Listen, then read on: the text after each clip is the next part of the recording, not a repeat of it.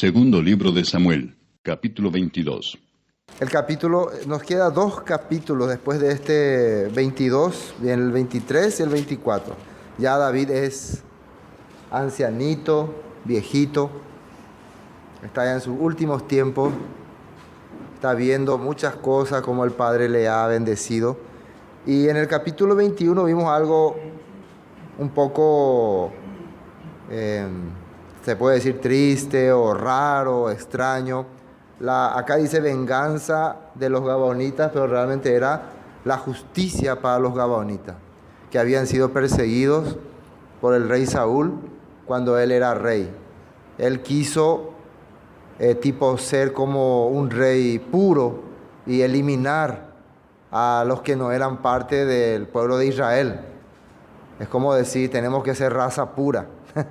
Pero realmente él hacía esto más bien por celo.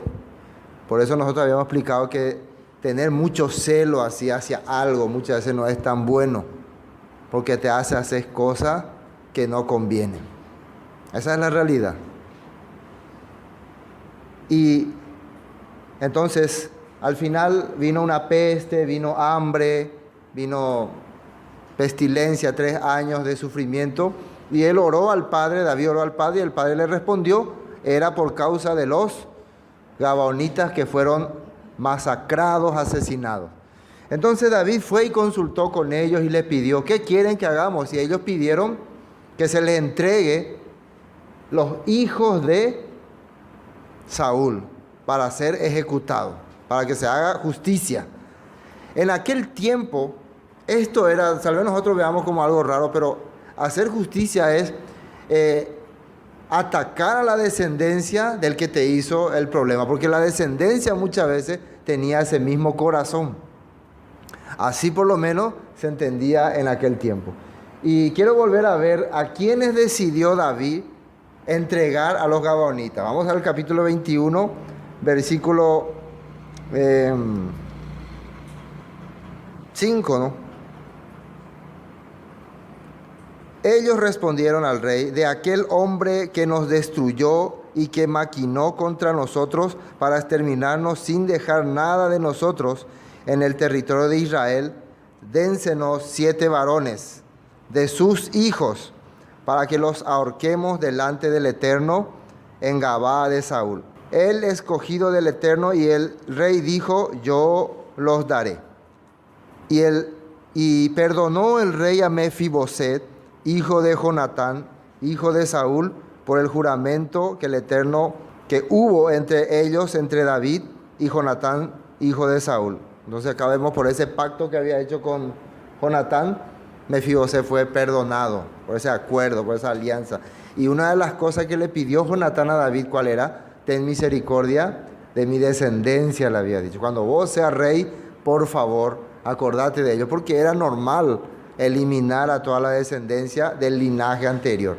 Pero tomó el rey a los hijos de Rispa, hija de Aja, los cuales ella había tenido de Saúl, Armoni, y Mefiboset, ese es otro Mefiboset, y a 5 hijos de Mical, como la primera esposa de David, ¿no? Pero no es la primera esposa de David. La primera esposa de David que el rey Saúl había prometido se llamaba Merá se llamaba.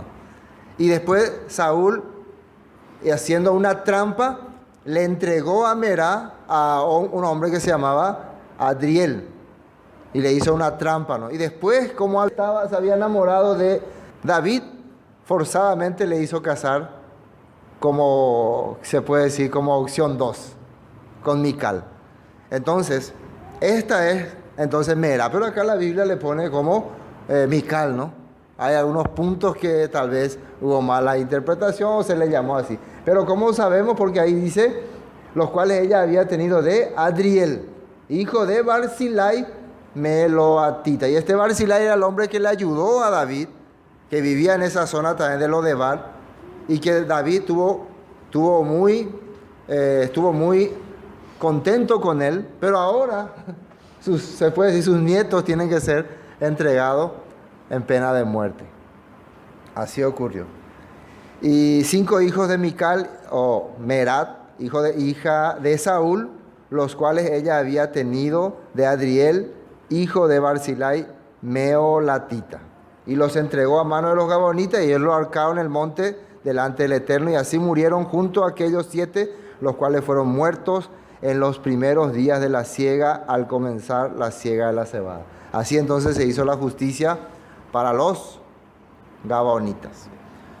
Bueno, pasó el tiempo, David peleó con sus soldados, exterminaron a los gigantes, derrotaron a los hermanos, primos, tíos de Goliat.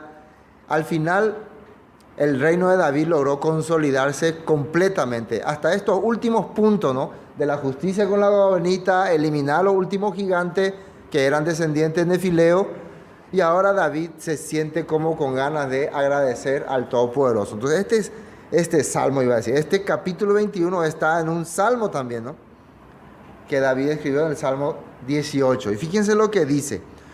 Entonces cuando leemos los salmos, son como frases poéticas refiriéndose a algunos acontecimientos que le ha ocurrido o a temas sobre la historia del pueblo de Israel o los acontecimientos que vivieron los israelitas. Y es como agradecer eso. Así se hacían los salmos, ¿no?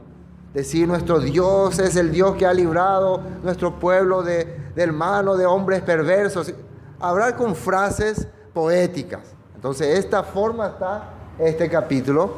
Vamos a leerlo así. Dice versículo 1. Habló David al Eterno las palabras de este cántico. Cántico le decían a un tipo recitado, como que va a recitar. El día que el Eterno le había librado de la mano de todos sus enemigos y de la mano de Saúl. Entonces estos son recuerdos que él tenía cuando ya todos sus enemigos fueron eliminados y también cuando él había sido libertado de la garra de Saúl. Nosotros habíamos hablado algunas veces cuando él se encontraba escapando, huyendo, como él clamaba al Todopoderoso, clamaba al Elohim de Israel, ayúdame, líbrame de esta persecución. Él no sabía qué le iba a esperar, pero él vio todas las respuestas que el Padre le dio. Este es un momento que uno puede entender como a los últimos años de tu vida, en vez de estar recordando todas las maldades que hiciste, todos los pecados, todas las injusticias que hiciste, todas las veces que el Todopoderoso te ayudó. Para mí es una gran bendición que lleguemos a esta altura de nuestra vida. Amén. De poder recordar, aquella vez me acuerdo cuando tuve esta situación, el Padre me ayudó, aquella vez también, eso es especial. Dice, Dios mío, fortaleza mía, en Él confiaré, mi escudo y fuente de mi salvación, mi alto refugio, Salvador mío, de violencia me libraste. Cuando dice fortaleza, quiere decir que es el que le cubría de todos los ataques que había contra él. Escudo también.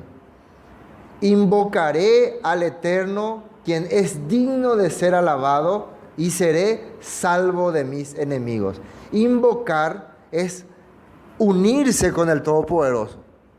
Invocar no es solamente, oh Señor, no, es que tu corazón vos le entregás. Eso estaba haciendo, vos le entregás. Entonces a partir de ese momento, vos ya no dependés más de tus fuerzas. Eso quiere decir invocar. Y en una parte de la Escritura dice, todo aquel que invocar el nombre del Señor será salvo, dice. ¿Qué significa ahí? Todo aquel que le entregue su vida, se quede bajo su responsabilidad, será salvo. ¿Se acuerdan cuando los israelitas vieron a los egipcios que venían en contra de ellos y el mar estaba delante de ellos y se fueron a decirle a Moisés, Moisés, ¿qué pasa? Mira un poco, había mucha tumba en Egipto, ¿por qué vamos a morir así? Y ahí Moisés le dice, no teman, última vez van a ver estos egipcios. El Todopoderoso, el Dios de Israel, peleará por ustedes y ustedes estarán tranquilos, les dice. O sea, lo que quiere es que unan su corazón con el Todopoderoso, entonces van a poder sentir esa libertad. ¿Y generalmente qué hacía Moisés? Invocaba, clamaba, oh Señor. Entonces él quiere decir que le entregaba su vida. Una vez que él está invocando, clamándole, él ya está dejando toda su situación en sus manos. Cosa que a nosotros nos falta aprender a hacer. Bueno, continuando, ¿no? ¿Qué dice más? Versículo 3. Elohim mío, fortaleza mía, en él confiaré, mi escudo y fuente de mi salvación, mi alto refugio, salvador mío, de violencia me libraste. Invocaré al Eterno, quien es digno de ser alabado, y seré salvo de mis enemigos. Ahí está, voy a ser salvo, voy a tener protección. Me rodearon ondas de muerte y torrentes de perversidad me atemorizaron, refiriéndose a los peligros que experimentaban. Ligaduras del Seol me rodearon, tendieron sobre mí lazos de muerte. En mi angustia invoqué al Eterno y clamé a mi Dios. Él oyó mi voz desde su templo y mi clamor llegó a sus oídos. Si se fijan ahí dice, ligaduras del Seol me rodearon. El Seol representa la muerte. En muchas ocasiones David estuvo al borde de la muerte, ya experimentando la muerte. Él podía sentir, mañana muero, mañana ya acabó mi vida. Era perseguido por 3,000 soldados en muchas situaciones, pero él pudo ver cómo el Todopoderoso le libraba de eso, le protegía de eso. Como cuando él clamaba, reclamaba, pedía al Todopoderoso por libertad, él le salvaba. Una de las ocasiones fue cuando su propio hijo le declaró la guerra. Imagínense, cuando ya era más viejo, cansado, Absalón tenía todo el ejército a disposición y lo único que él pudo hacer es clamar. Aitofel y todo, estaba el consejero número 1 del reino a favor de Absalón. Pero ¿qué hizo David? Clamó al Todopoderoso. Hay gente que te va a odiar, que te va a querer arruinar. Hay gente que su naturaleza mismo hace que sea pesado, o antipático, o rencoroso, o odioso. Así que no le culpen muchas veces por lo que sienta hacia ustedes. Son así. Entonces nosotros, ¿qué tenemos que hacer en esa situación? ¿Ir a darle de trompada, de narizazos, o echar maldición contra ellos? No. Nosotros tenemos que invocar al Todopoderoso para que nos libre de estas cosas. Eso es lo que tenemos que hacer.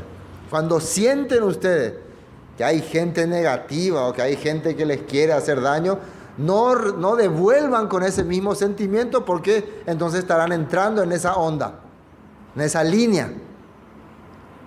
Ustedes clamen, invoquen, pidan al Todopoderoso para que les libre de estas cosas y van a ver el resultado. Nuestro problema muchas veces es cuando tenemos dificultad con alguna persona, queremos devolverle también esas cosas. Si nos bajó la caña, queremos bajarle más la caña. ¿Sí o no? Si nos odia, queremos odiarle más. Es como que vos entras a un ambiente donde hay gente que no te aguanta y vos demostrás también eso. No la aguanto también. Es como que tu cara luego se muestra así. Y no puedo cambiar mi cara, ¿qué voy a hacer? Bueno, eso es un proceso de cambio. Recuerden que David logró tener este corazón, y a esa persona que le maldecía, como Simei, ¿no?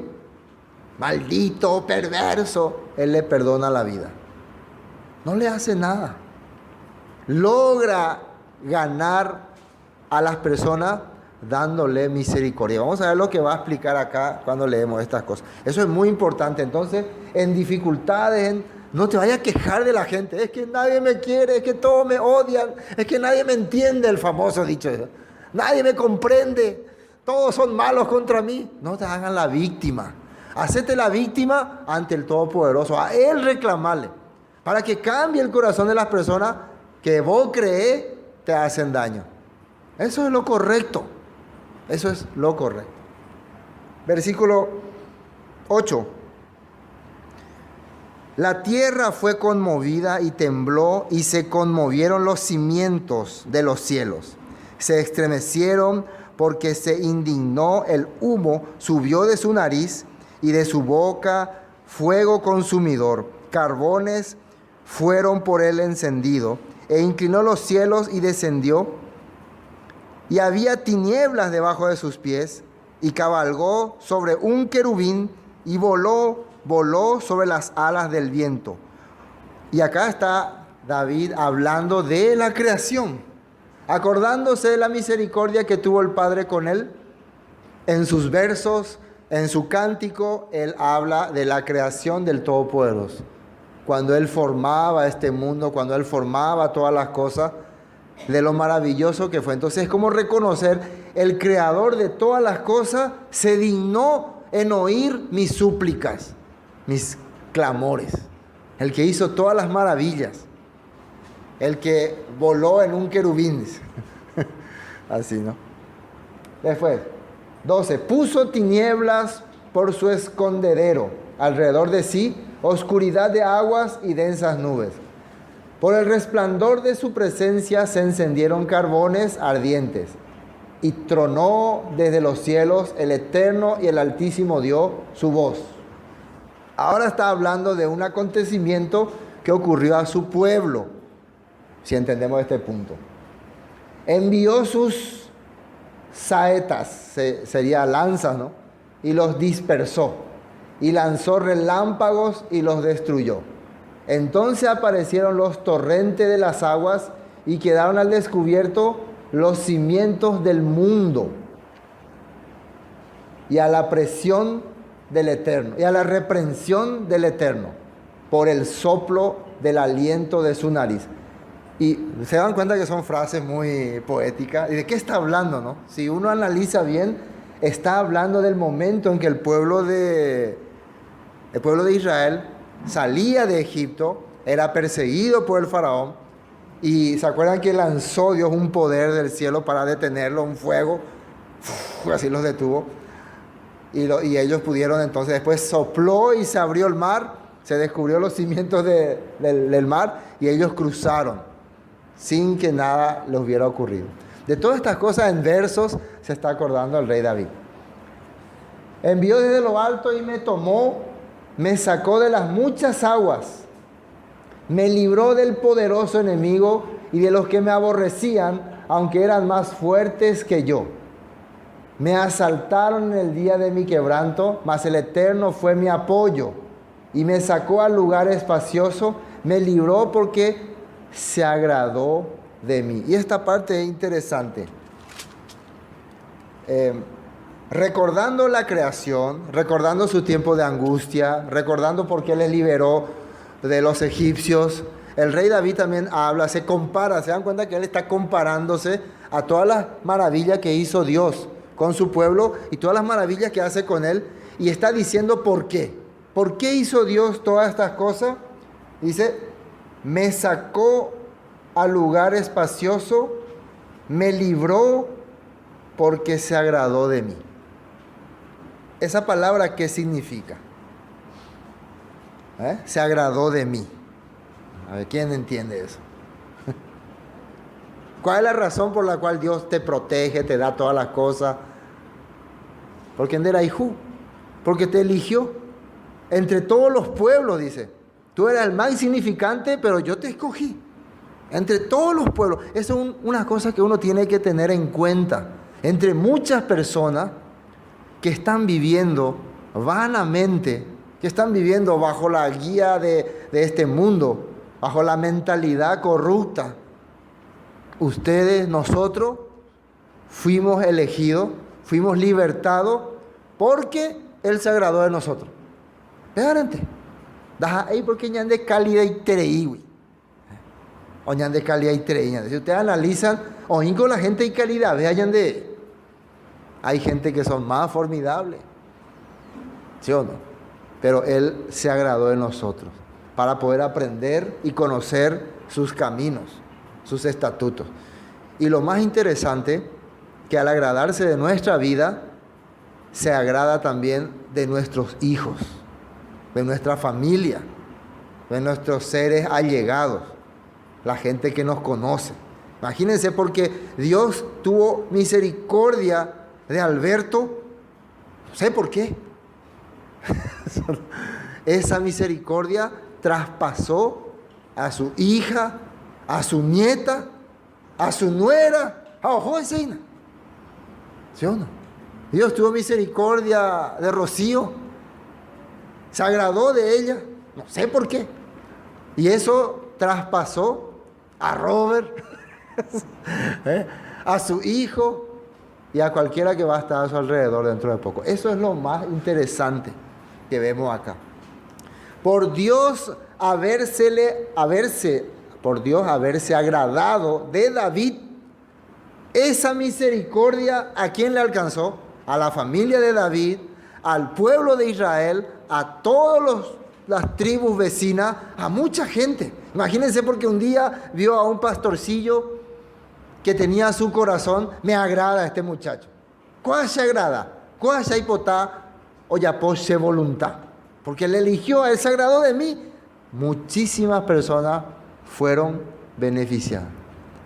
Me sacó a un lugar espacioso donde yo podía caminar libremente. Como se agradó del pueblo de Israel, como se agradó de muchos otros, de Noé y su familia, así se agradó de David. Eso David estaba diciéndolo en verso, en poesía.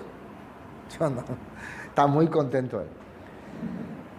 Me sacó al lugar espacioso, me libró porque se agradó de mí. Así que cada vez que vos te preguntes por qué yo estoy acá, por qué yo conozco su palabra, por qué estoy aprendiendo sus caminos, simplemente porque el Padre se agradó de vos. Se gustaran de vida. Así nomás. El Eterno me ha premiado conforme a mi justicia, conforme a la limpieza de mis manos, me ha recompensado. Ahora, ¿cómo se puede entender eso? ¿Cuál es la justicia? Si el rey David está escribiendo en versos, está haciendo un cántico al Todopoderoso y dice que el Eterno le ha premiado. ¿Le ha premiado el Eterno? Claro, hemos visto. En muchas ocasiones, cuando él le clamaba, el Padre le respondía. ¿Cuál sería la justicia de David si él ha cometido muchísimos errores? Su justicia es haber aceptado los juicios del Todopoderoso. Esa es su justicia.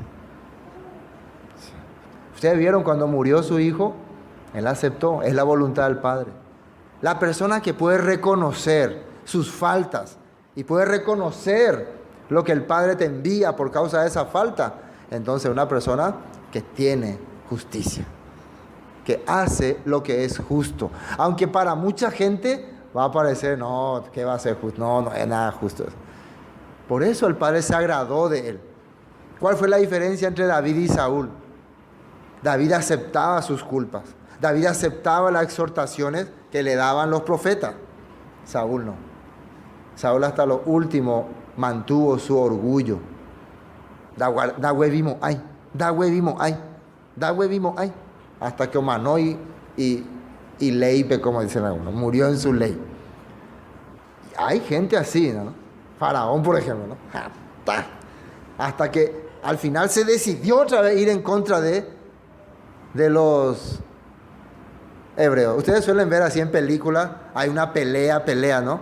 Y el bueno ya le gana ya al malo, y el malo se queda ya ahí medio moribundo, entonces el bueno deja nomás ahí, retrocede, pero ese malo agarra y usa su última fuerza y quiere un cuchillo, tenía secreto, y quiere terminar otra vez así a traición. ¿Suelen ver esa cosa?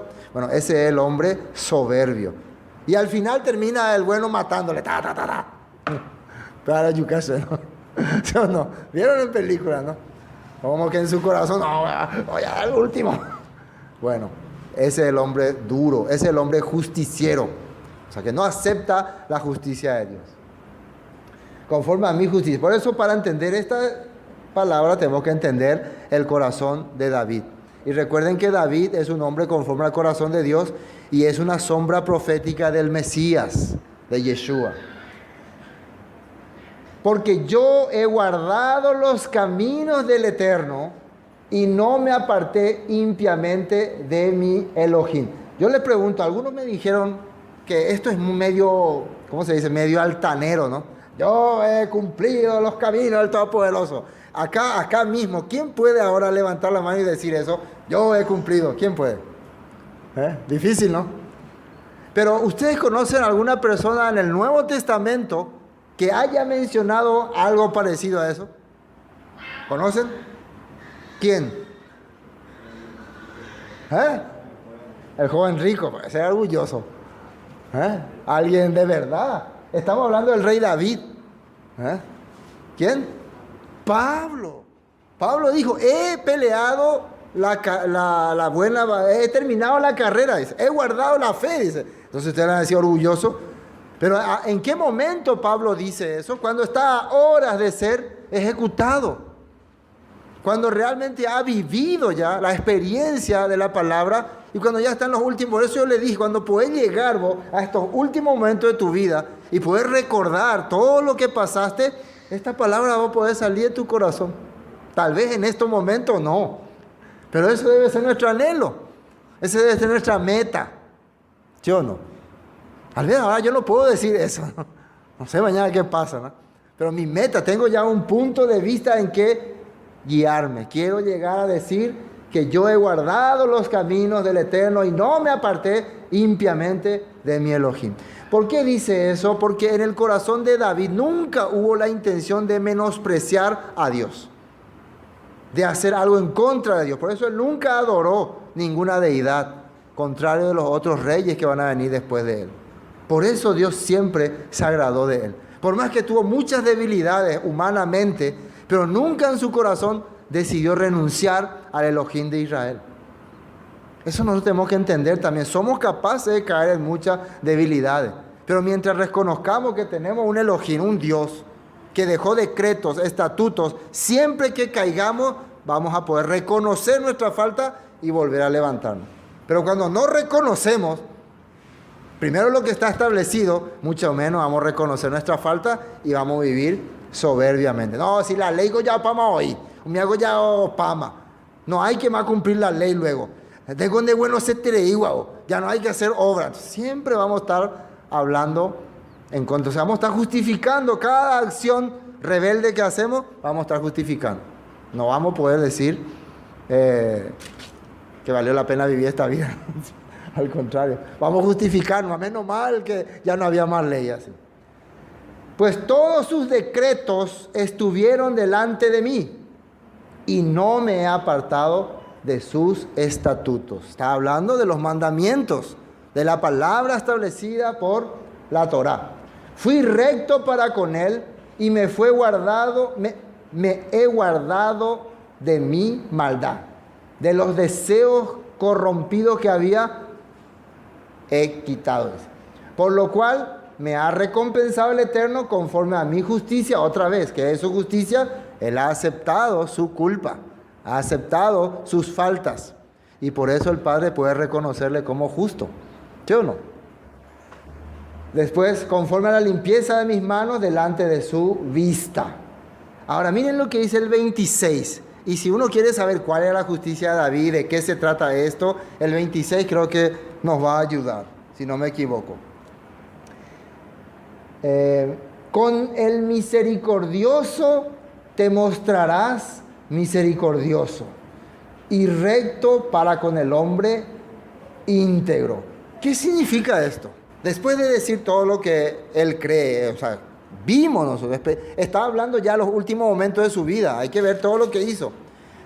Él entiende que se puede decir, la respuesta correcta de decir que hiciste lo correcto es: tuviste misericordia de los demás. Fuiste piadoso, fuiste bondadoso con los demás. Hay algunas personas que preguntan: si vos no sos misericordioso, si vos sos argelado, si vos no tenés paciencia por nadie, ¿te vas a ir al cielo, como dicen algunos? ¿Vas a ser salvo? Así algunos preguntan, ¿no? Entonces pico ñandeo, eso, ñande misericordioso y te ñana guau. Entonces, vamos a ver, anda y salvamos ahí. No, hombre. ¿Se acuerdan de alguna palabra que dijo Yeshua respecto a eso? ¿Qué dijo él? ¿Quién eran bienaventurados? Bienaventurados los misericordiosos, porque ellos alcanzarán misericordia. Bienaventurado quiere decir dichoso, feliz, un hombre que tiene gozo. ¿Y cuándo es que vos vas a poder sentir ese gozo? Precisamente en este momento, en los últimos tiempos de tu vida, que puedes decir: realmente he cumplido lo que el Padre estableció. Pero si vos fuiste una persona que no tuviste piedad de nadie, le diste con todo y le mandaste al infierno a cuanto pudiste, ¿cómo puedes al final de tu día decir que fuiste misericordioso? Y ahora, si vos crees que igual, a pesar de esto, el Padre te va ¿Te va a aceptar? Ya depende de vos.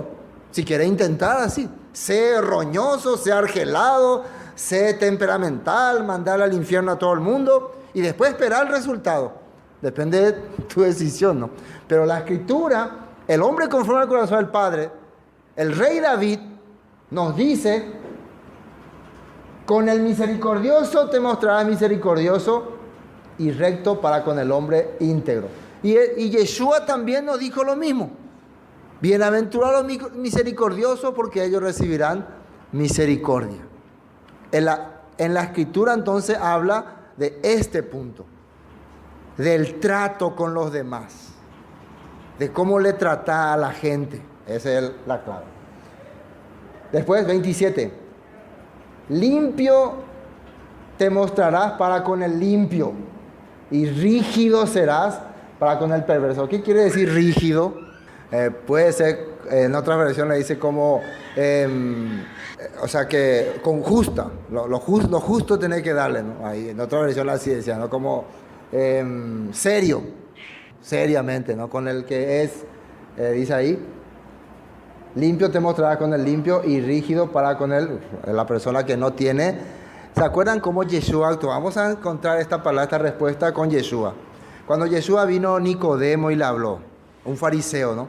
De noche: maestro, sabemos que has venido del cielo, porque las señales que tú haces no las puede hacer cualquiera. ¿Cómo él le habló a Nicodemo? ¿Cómo le respondió? Maldito, irás al infierno. No, ¿verdad? Le empezó a explicar: el que no naciera de nuevo no puede, bien detalladamente, ¿no? Bien calmadamente. Pero cuando venían los demás, los fariseos que tenían otro corazón, por ejemplo, cuando le hablaban sobre la mujer sorprendida en adulterio, ¿no? ¿Cómo le respondían? ¿Cómo les hablaban? A ver, es que hagan ustedes, ¿qué dice? Que cómo, el que esté libre de pecado tiene la primera piedra, ¿no? Siempre le usaba otra estrategia, ¿no? Yo no. Yo también le hago una pregunta. Juan el Bautista, que su bautismo, ¿de dónde era? Del cielo de los hombres. Algo así, ¿no? Como le usaba trucos, estrategias. Le iba a otra onda, ¿no? Pero con las personas que con corazón se le abría, le respondía correctamente. El joven rico, por ejemplo, le vino astutamente a preguntar. Él tenía intenciones de vivir conforme a su riqueza. O sea, quería que Yeshua le confirme que la vida que estaba llevando era correcta. Amar la riqueza y decir que amaba a Dios. Y sabemos que la riqueza y Dios se contradicen. Eso es un punto que David está acá viendo. Porque tú, versículo 28, porque tú salvas al pueblo afligido, mas tus ojos están sobre los altivos para abatirlos. Claro, el Padre está mirando a los orgullosos para echarle, para derrumbarle, como el apóstol Pablo. El apóstol Pablo, ¿qué corazón tenía antes de ser apóstol Pablo? Quería ir a matar, quería ir a apresar a los creyentes. ¿Y qué hizo el Todopoderoso? Le tumbó, no sé si del caballo, del burro o así nomás. 29, ¿no? Tú eres mi lámpara, oh Eterno. Mi Elohim alumbrará mis tinieblas. Contigo desbarataré ejércitos y con mi Elohim asaltaré muros. En cuanto a Elohim, perfecto es su camino y acrisolada la palabra del Eterno. Escudo es a todos los que en él esperan. En cuanto a Elohim, perfecto es su camino, acrisolada es purificar, ¿no? O, sí, limpiar o preparar. Entonces podríamos decir, en cuanto a Elohim, perfecto es su camino y purificada la palabra del Eterno. Y purificada la palabra del Eterno. Sí, cuando nosotros caminamos conforme a lo que el Padre hace, su palabra es purificada, sus decretos, ¿no? Sí. Escudo es a todos los que en él esperan. Porque ¿quién es Elohim sino solo el Eterno? ¿Y qué roca hay fuera de nuestro Elohim? Roca, ¿no? Refiriéndose a una base. ¿A quién le llamaban la roca? A Yeshua. ¿Se acuerdan cuando en el caso de Pedro, ¿no? Le dicen, ¿quién dicen los hombres que soy yo? y unos dicen que eres Juan el Bautista, tal. Esto cuando le decían, unos dicen tal, porque los nombres de los grandes profetas eran como base, eran como cimiento. Nosotros somos la base que venimos de Moisés, somos la base que venimos de Elías, eran bases, se puede decir cimiento, ¿no? Y ellos después le preguntan, ¿y ustedes? ¿Quién dicen que soy yo? ¿De dónde yo vengo? Entonces Pedro le responde, tú eres el Hijo del Dios viviente, el prometido, el elegido para reinar. Así le responde, ¿no? Y ahí Yeshua, ¿qué le dice? Pedro, yo te digo que tú eres si yo soy la base, si yo soy el elegido, tú eres una piedra, ¿no? Una piedrita, ¿no? Que ha salido de la base. La base era Abraham, según la historia ahí, la base era Abraham, la roca principal era Abraham y nosotros éramos pedazos que habíamos salido de ahí. Entonces Pedro era un pedazo de la base que era Abraham, que en este caso está en Yeshua. Y Yeshua que le dice, y sobre este testimonio que vos estás diciendo, que yo soy el Hijo del Dios viviente, el elegido para reinar, edificaré mi iglesia. ¿Sí le hablan? Entonces, sobre la creencia de que Yeshua es el Mesías, el rey que va a gobernar el mundo, se va a edificar la congregación. Eso es lo que le dijo. Pero después los católicos salieron con otra cosa, con Pedro, el Papa, y ahí están. Y hoy en día tenemos un montón de cimiento, de roca, de base. Todo yendo a diferentes lados, ¿no? Apuntando a diferentes lados. Bueno, Dios es el que me ciñe de fuerza y quien despeja mi camino. ¿Quién hace mis pies como de siervas?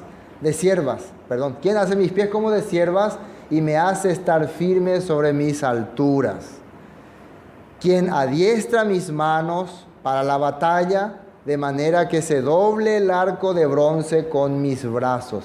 O sea que está diciendo cosas imposibles en un combate, el Todopoderoso me hace hacer, doblar un arco de bronce, ¿no?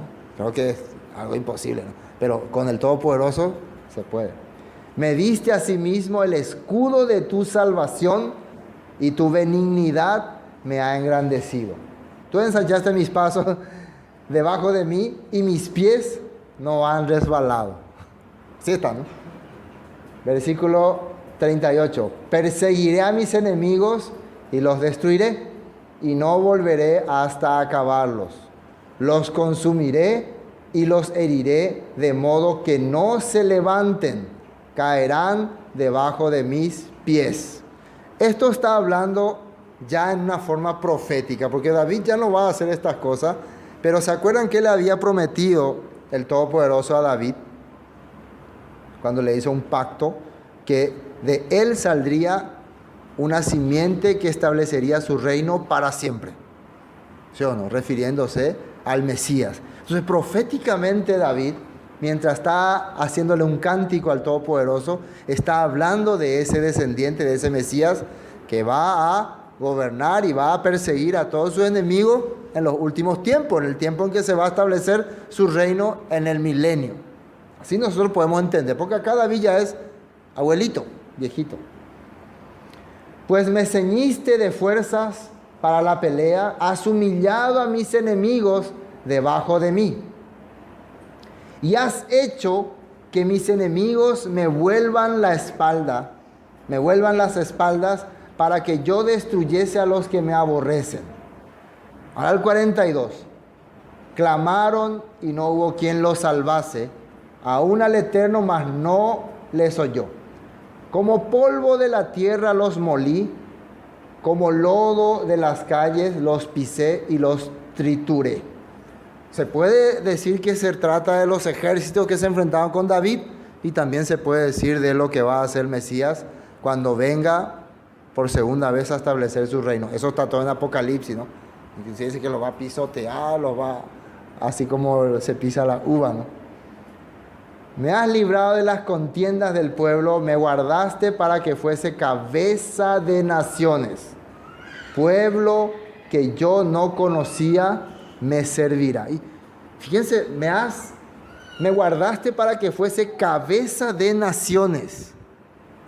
El rey David en su tiempo logró ser cabeza de algunas naciones, los moabitas, los filisteos, los amonitas, los sirios. Pero esto creo que se va más allá, ¿no? Se está extendiendo al reino mesiánico que va a estar en Jerusalén, y según la Biblia, de Jerusalén va a salir la Torá a todo el mundo, ¿no? Ahí va a ser la cabeza de naciones. Dios le llama a Jerusalén la cabeza de las demás naciones. Es una palabra ya profética, ¿no? Se está extendiendo proféticamente. Ahora, ¿qué más dice ahí? 44. 44 dice: pueblo que yo no conocía me servirá. Van a estar a mi servicio. Pueblo que yo no conocía. Y ahí ya se puede entender, o sea, nosotros que somos ya, que queremos entender, un pueblo que era parte del reino, pero después perdió la identidad, ¿se acuerdan, no? Como Efraín. Yo no lo conocía más, va a quedar como desconocido, pero en el futuro van a venir a servirme. Pueblo extraño. Y los siguientes versículos creo que nos van a aclarar. Los hijos de extraños se someterán a mí, al oír de mí me obedecerán. También esto se puede cumplir en David, porque muchos filisteos vinieron a servir a David. Muchos del norte y de otras partes, al escuchar que David reinaba en Israel, vinieron a prestarle servicio. Pero ¿quiénes van a hacer también lo mismo? Efraín, que está esparcido entre las naciones. Hijos de extraños vendrán y me obedecerán. Y fíjense lo que dice. Quiero ir a un texto en Colosenses. Vamos a ir a Colosenses un ratito. Colosenses 1, para ver un poco lo que significa esta parte. Los extraños, los hijos de extraños se someterán a mí, al oír de mí me obedecerán. Vamos a ver qué dice acá. Colosenses 1, 21. Lo que el apóstol Pablo decía. Una profecía que David estaba mencionando ya. Y a vosotros, recuerden que Pablo le está hablando a los colosenses. Ellos son gentiles, ellos son extraños. Ellos no tienen nada que ver con el pueblo de Israel.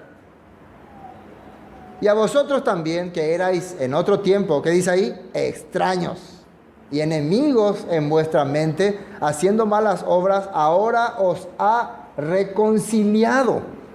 Ahora, antes eran extraños, nada que ver, ahora le ha reconciliado en su cuerpo de carne por medio de la muerte, para presentaros santos, que es santo, kadosh, y sin mancha e irreprensible delante de él.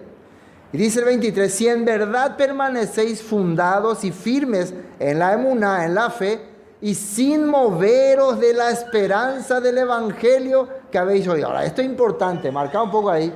Sin moveros de la esperanza del evangelio que habéis oído. ¿Y qué es evangelio? Besorá. ¿Qué es Besorá? Buenas nuevas. ¿Qué es buenas nuevas? El pueblo que recibió un mensaje de un territorio y de un rey para gobernar para siempre. Entonces, si esto te dieron a vos, te hablaron de esto, no vaya a quitar después, no vaya a tirar después a la basura. Permanece en esa fe. Eso es lo que está hablando a esta gente extraña. Se le habló la buena nueva. Ustedes también son parte de esta promesa. Y dice: si en verdad permanecéis fundados y firmes en la fe, y sin moveros de la esperanza del evangelio que habéis oído, el cual se predica en toda la creación que está debajo del cielo, del cual yo, Pablo, fui hecho ministro. Toda la creación quiere decir, siempre se ha predicado esta promesa, la promesa de un reino. Ese reino comenzó con Adán y Eva. Adán y Eva eran los encargados, los sacerdotes de ese reino que tenían que servir.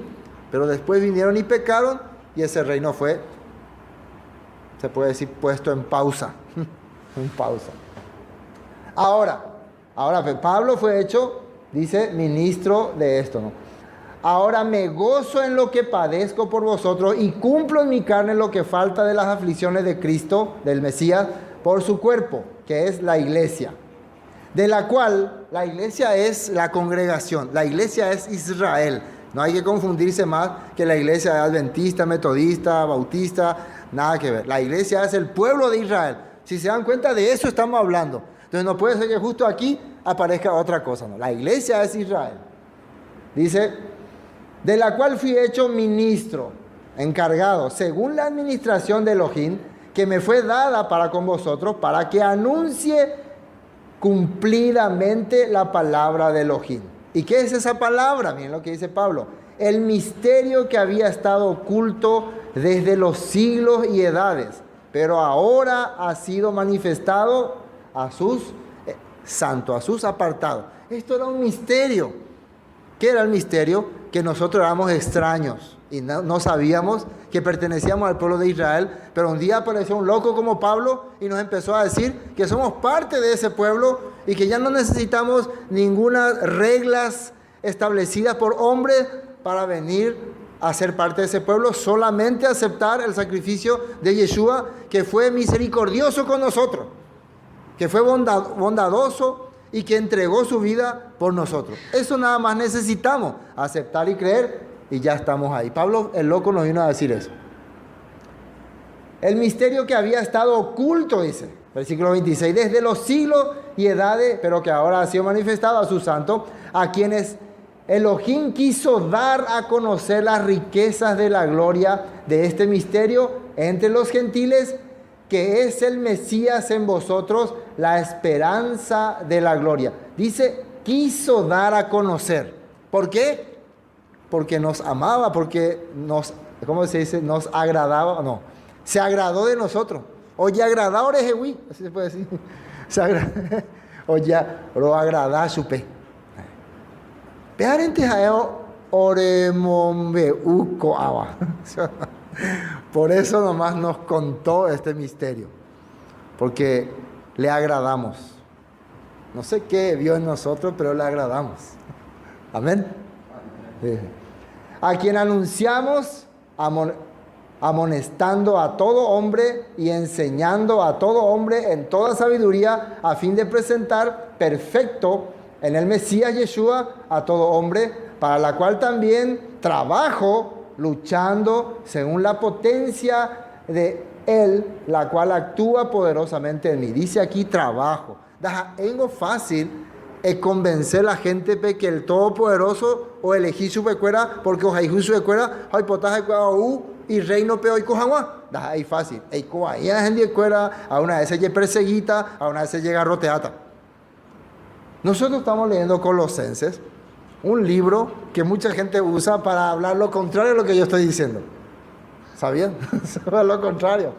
El siguiente capítulo lo usan para hablar lo contrario. Pero la Biblia, si analiza bien, se refiere a este punto. Éramos extraños, pero un día le hemos conocido a Yeshua como nuestro Salvador y como nuestro futuro Rey para gobernar en Israel, en Jerusalén y todo el mundo, y nosotros ser sus súbditos, y le hemos seguido, le hemos obedecido. Así dice David que ocurriría y que ocurrió con él también. Bueno, nos queda más un poquito. Versículo 46, ¿no? Los extraños se debilitarán y saldrán temblando de sus encierros. Versículo 47. Viva el Eterno y bendita sea nuevamente mi roca, mi base, mi cimiento. Y engrandecido sea el Elohim de mi salvación. El Elohim que venga mis agravios y sujeta pueblos debajo de mí. El que me libra de enemigos y aunque exalta sobre los que se levantan contra mí, me libraste del varón violento. Por tanto, fíjense, por todos los beneficios que hace el Todopoderoso conmigo, yo te confesaré entre las naciones, oh Eterno, y cantaré a tu nombre. ¿Y quién se acordó de este capítulo y para quién? Romanos 15:9. Vamos a ver ese Romanos 15:9. Pablo estaba hablando, ¿no? Y de repente saca un texto. Vamos a ver desde el 7, versículo 7. ¿Qué dice ahí? La besorá a los gentiles. Recuerden que evangelio, besorá, quiere decir buen mensaje. Y ese mensaje viene desde Abraham. La palabra que le prometió Dios a Abraham de que le iba a dar una simiente prometida, una tierra prometida, y después se extiende a David con un reino prometido y un rey eterno. Ese es el evangelio. Esa es la buena nueva. O sea, si alguien te dice, yo quiero que me diga las buenas nuevas. Las buenas nuevas es que tenemos un terreno, así se puede decir, ¿no? Y tenemos un rey que va a gobernar para nosotros y nos va a dar vida en abundancia. Si eso no es buena nueva, ¿qué entonces sería buena nueva? Eso es una gran buena nueva, ¿no? Esto es lo que Pablo anunciaba, ¿no? Eso es la buena nueva. Entonces, evangelio a los gentiles. La buena nueva para la gente que no era parte del pueblo. Por tanto, recibidos los unos a los otros, como también el Mesías nos recibió para la gloria de Elohim, ¿no? El Mesías nos recibió. El Mesías es el rey. Y el rey es el único que puede decir, ustedes pueden ser parte de mi reino. Él es el que te puede dar el pasaporte, la visa. Es el que tiene la autorización. ¿Entiendo, no? El que te puede dar esa orden. Pues os digo que el Mesías Yeshua vino a ser siervo de la circuncisión para mostrar la verdad de Elohim, para confirmar las promesas hechas a los padres. Siervo de la circuncisión quiere decir de los ritos de aquella época. Vino a someterse al sistema judío para poder después transmitirnos a nosotros la libertad. Él tuvo que vivir bajo todos los regímenes del judaísmo. Pues ya para confirmar las promesas hechas a los padres, dice, y para que los gentiles glorifiquen a Elohim por su misericordia, como está escrito, dice. Pablo usaba un texto bien clave, bien claro. Por tanto, yo te confesaré entre los gentiles y cantaré a tu nombre. Aquí Pablo está diciendo que Yeshua vino y con su vida, con su testimonio y con su muerte, nos anunció el nombre del Todopoderoso para que nosotros podamos alabarle. Eso es lo mismo está diciendo David. Ya dice, y cantaré a tu nombre. Y otra vez dice, alegraos gentiles con su pueblo. Esto está en Deuteronomio, si no me equivoco, Deuteronomio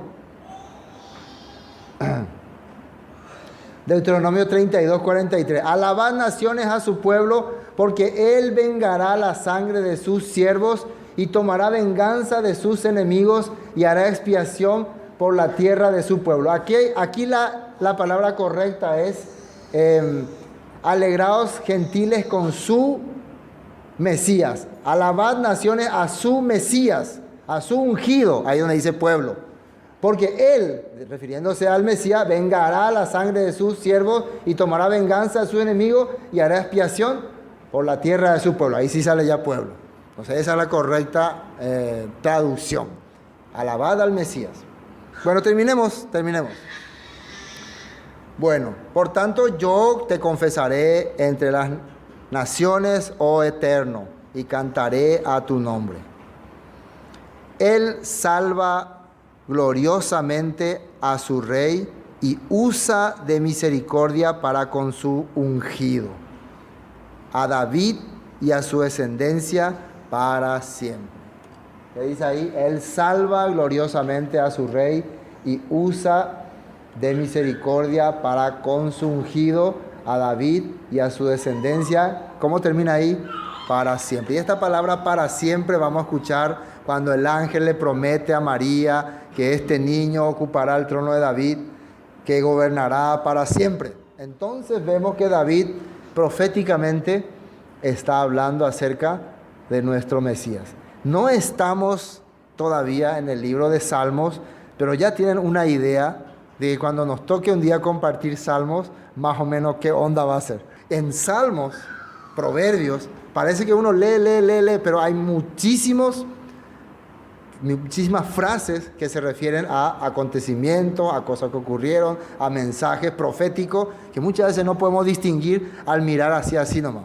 Pero al estudiar versículo por versículo, vamos a darnos cuenta que David realmente expresaba muchas cosas en su poesía, una forma de clamar al Todopoderoso. Amén.